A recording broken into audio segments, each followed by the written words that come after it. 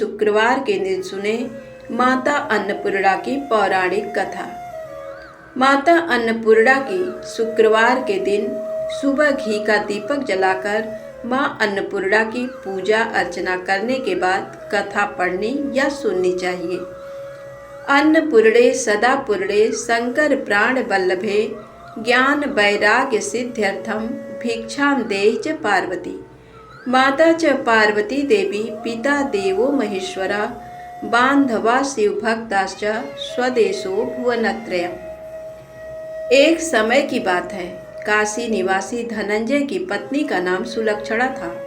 उसे अन्य सब सुख प्राप्त थे, केवल निर्धनता ही उसके दुख का कारण था।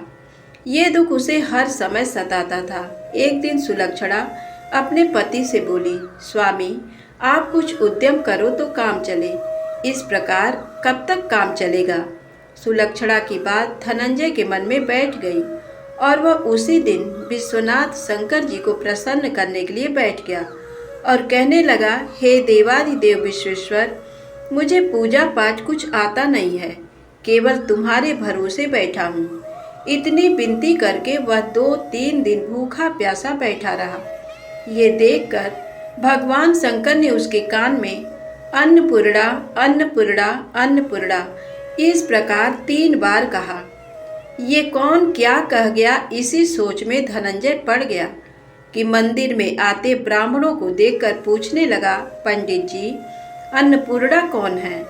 ब्राह्मणों ने कहा, तू अन्न छोड़ बैठा है, सो तुझे अन्न की ही बात सूझती है, जा घर जाकर अन्न ग्रहण कर। धनंजय घर गया, स्त्री से सारी बात कही। वो बोली, नाथ चिंता मत करो, स्वयं शंकर जी ने ये मंत्र दिया है, वे स्वयं ही इस मंत्र का खुलासा करेंगे, आप फिर जाकर उनकी आराधना करो।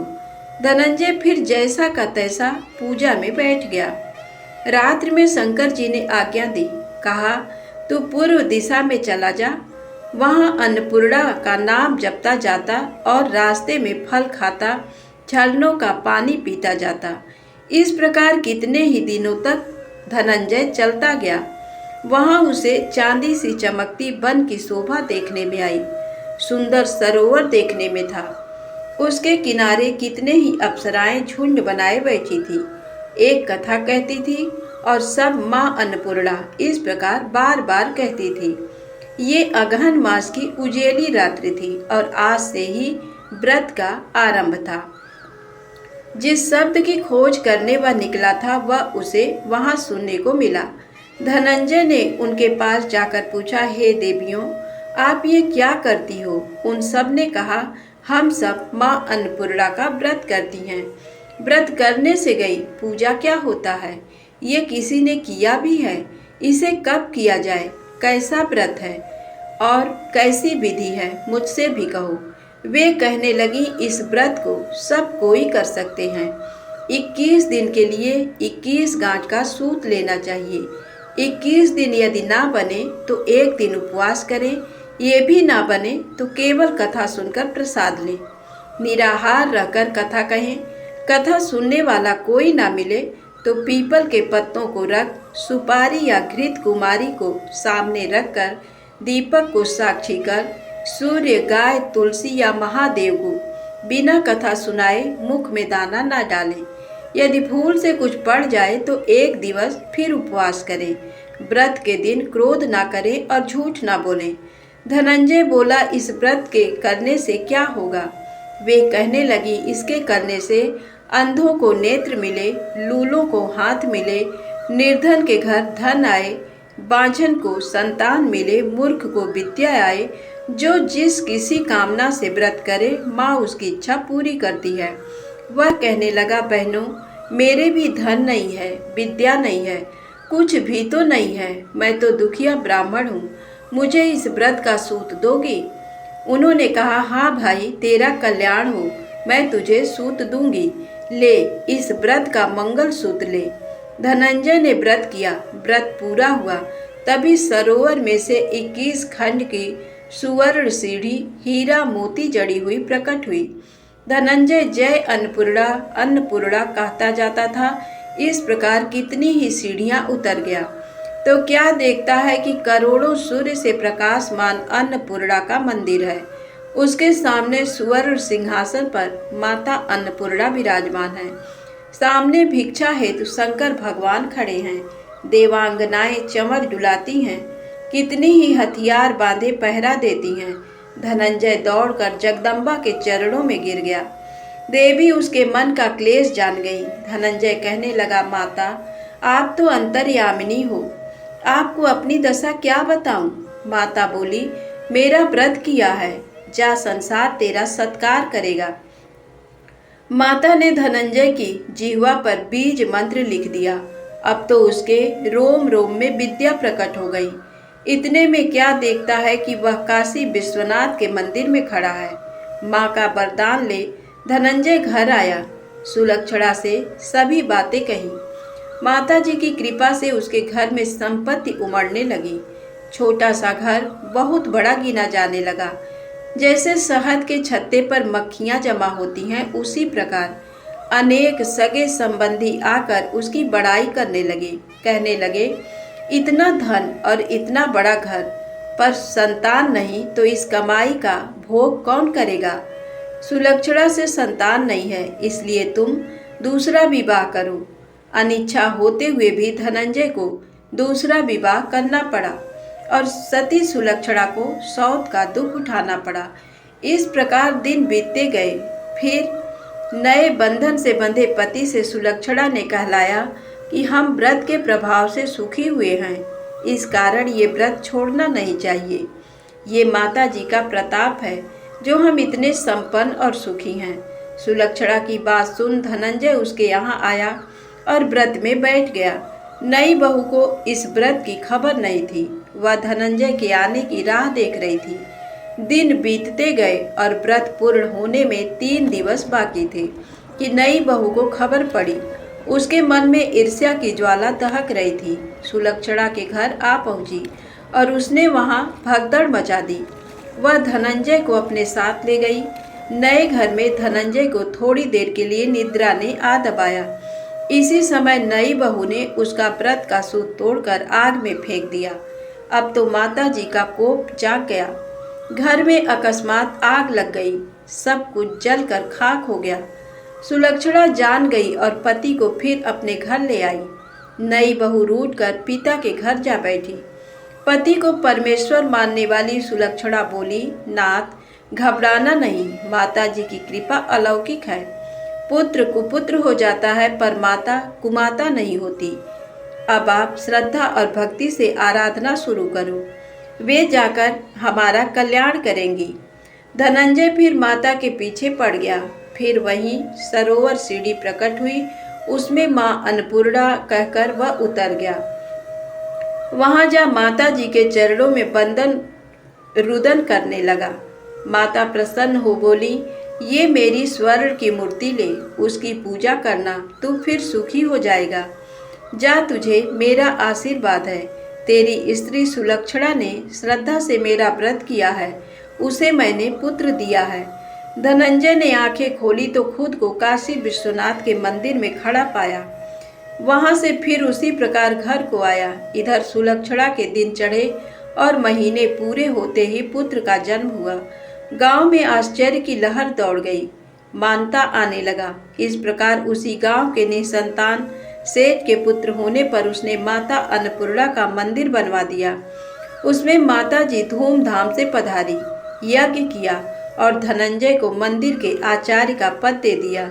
जीविका के लिए मंदिर की दक्षिणा और रहने के लिए बड़ा सुंदर सा भवन दिया।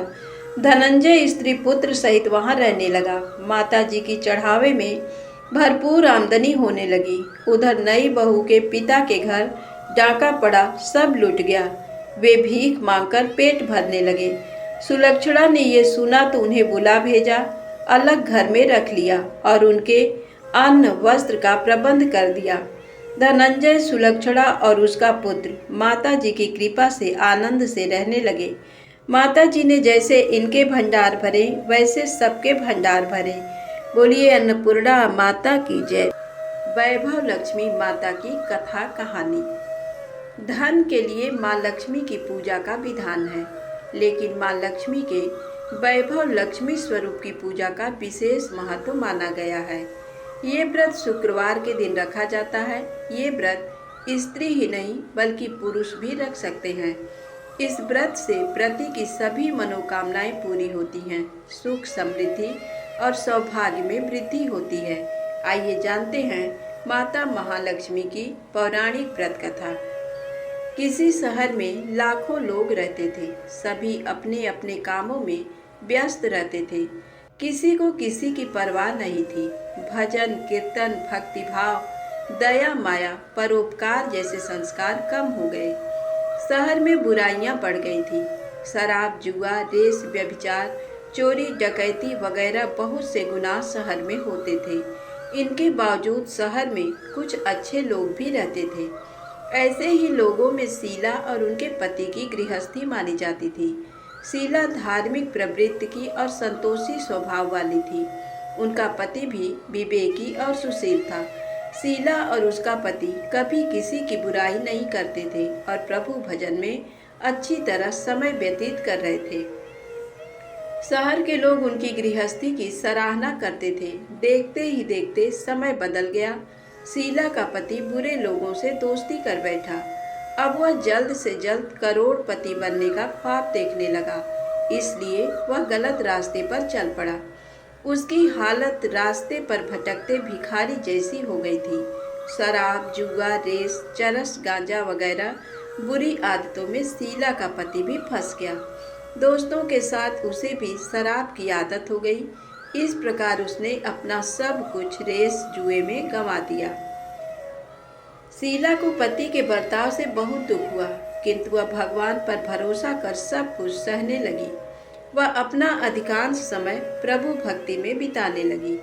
अचानक एक दिन दोपहर को उनके द्वार पर किसी ने दस्तक दी। शीला ने द्वार खोला तो देखा कि एक मांझी खड़ी थी। उसके चेहरे पर अलौकिक तेज निखर रहा था। उनकी आंखों में से मानो अमृत बह रहा था। उसका भव्य चेहरा करुणा और प्यार से छलक रहा था। उनको देखते ही शीला के मन में अपार शांति छा गई। शीला के रोम रोम में आनंद छा गया। शीला उस माँ जी को आदर के साथ घर में ले आई। घर में बिठाने के लिए कुछ भी नहीं था, अतः शीला ने सकुचाकर एक फटी हुई चद्दर पर उसको बिठाया। माँ जी बोली, क्यों शीला, मुझे पहचाना नहीं? हर शुक्रवार को लक्ष्मी जी के मंदिर में भजन कीर्तन के समय मैं भी वहाँ आती हूँ। इसके बावजूद शीला कुछ समझ नहीं पा रही थी। फिर माँ जी बोली, तुम बहुत दिनों से मंदिर नहीं आई, अतः मैं तुम्हें देखने चली आई। माँ जी के प्रति प्रेम भरे शब्दों से शीला का हृदय पिघल गया। उसकी आंखों में आंसू आ गए और वह बिलक बिलक कर रोने लगी। माँ जी ने कहा, बेटी, सुख और दुख तो धूप और छांव जैसे होते हैं। धैर्य रखो बेटी, मुझे तेरी सारी परेशानी बता। माँ जी के व्यवहार से शीला को काफी सब्र मिला और सुख की आस में उसने माँ जी को अपनी सारी कहानी कह सुनाई। कहानी सुनकर माँ जी ने कहा, कर्म की गति न्यारी होती है।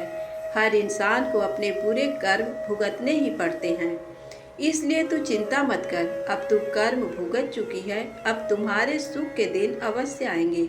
तू तो माँ लक्ष्मी जी की भक्त है। माँ लक्ष्मी जी तो प्रेम और करुणा के अवतार हैं। वे अपने भक्तों पर हमेशा ममता रखती हैं, इसलिए तू धैर्य रखकर माँ लक्ष्मी जी का व्रत कर, इससे सब कुछ ठीक हो जाएगा। शीला के पूछने पर माँ जी ने उसे व्रत की सारी विधि भी बताई। माँ जी ने कहा, बेटी, माँ लक्ष्मी जी का व्रत बहुत सरल है।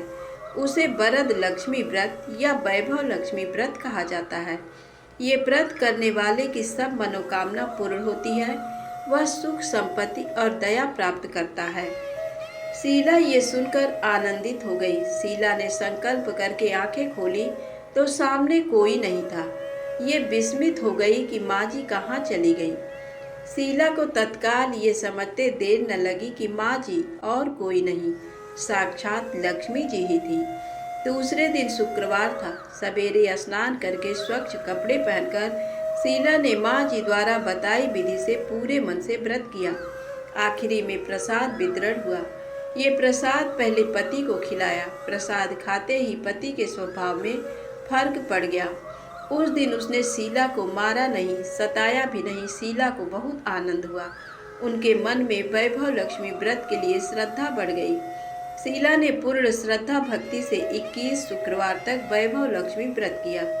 21वें शुक्रवार को माँ जी के कहे मुताबिक उद्यापन विधि करके 7 स्त्रियों को वैभव लक्ष्मी व्रत की 7 पुस्तकें उपहार में दी। फिर माता जी के धन लक्ष्मी स्वरूप की छवि को वंदन करके भाव से मन ही मन प्रार्थना करने लगी। हे माँ धन लक्ष्मी, मैंने आपका वैभव लक्ष्मी व्रत करने की मन्नत मानी थी।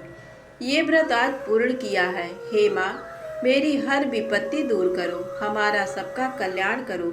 जिसे संतान न हो उसे संतान देना, सौभाग्यवती स्त्री का सौभाग्य अखंड रखना, कुंवारी लड़की को मनभावन पति देना। जो आपका ये चमत्कारी वैभव लक्ष्मी व्रत करे उनकी सब विपत्ति दूर करना, सभी को सुखी करना। हे माँ, आपकी महिमा अपार है। ऐसा बोलकर लक्ष्मी जी के धन लक्ष्मी स्वरूप की छवि को प्रणाम किया। व्रत के प्रभाव से शीला का पति अच्छा आदमी बन गया और कड़ी मेहनत करके व्यवसाय करने लगा। उसने तुरंत शीला के गिरवी रखे गहने छुड़ा लिए। घर में धन की बाढ़ सी आ गई। घर में पहले जैसी सुख शांति छा गई। वैभव लक्ष्मी व्रत का प्रभाव देखकर मोहल्ले की दूसरी स्त्रियां भी विधि पूर्वक वैभव लक्ष्मी व्रत करने लगी। वैभव लक्ष्मी व्रत 7, 11 या 21 जितने भी शुक्रवारों की मन्नत मांगी हो, उसने शुक्रवार तक ये व्रत पूरी श्रद्धा तथा भावना के साथ करना चाहिए। आखिरी शुक्रवार को इसका शास्त्रीय विधि के अनुसार उद्यापन करना चाहिए। आखिरी शुक्रवार को प्रसाद के लिए खीर बनानी चाहिए। जिस प्रकार हर शुक्रवार को हम पूजन करते हैं वैसे ही करना चाहिए। पूजन के बाद माँ के सामने एक श्रीफल फोड़ें। फिर कम से कम 7 कुमारी कन्याओं या सौभाग्यशाली स्त्रियों को कुमकुम का तिलक लगाकर माँ वैभव लक्ष्मी व्रत कथा की पुस्तक की एक एक प्रति उपहार में देनी चाहिए और सबको खीर का प्रसाद देना चाहिए। इसके बाद माँ लक्ष्मी जी को श्रद्धा सहित प्रणाम करना चाहिए। फिर माता जी के धन लक्ष्मी स्वरूप की छवि को वंदन करके भाव से मन ही मन प्रार्थना करें। हे माँ धन लक्ष्मी, मैंने आपका वैभव लक्ष्मी व्रत करने की मन्नत मांगी थी। ये व्रत आज पूर्ण किया है। हे माँ, हमारी जो मनोकामना हो अपने मन में बोलें। मनोकामना पूर्ण करो, हमारी हर विपत्ति दूर करो, हमारा सबका कल्याण करो। जिसे संतान ना हो उसे संतान देना, सौभाग्यवती स्त्री का सौभाग्य अखंड रखना, कुंवारी लड़की को मनभावन पति देना और जो आपका ये चमत्कारी वैभव लक्ष्मी व्रत करे उनकी सब विपत्ति दूर करना, सभी को सुखी करना। हे माँ, आपकी महिमा अपार है, आपकी जय हो। ऐसा बोलकर लक्ष्मी जी के धन लक्ष्मी स्वरूप की छवि को प्रणाम करें। धन्यवाद। जय माता दी। वीडियो पसंद आए तो कृपया मेरे चैनल को लाइक सब्सक्राइब अवश्य करें। माता लक्ष्मी आप सभी के घर में धन धान्य से परिपूर्ण खुशियाँ दें।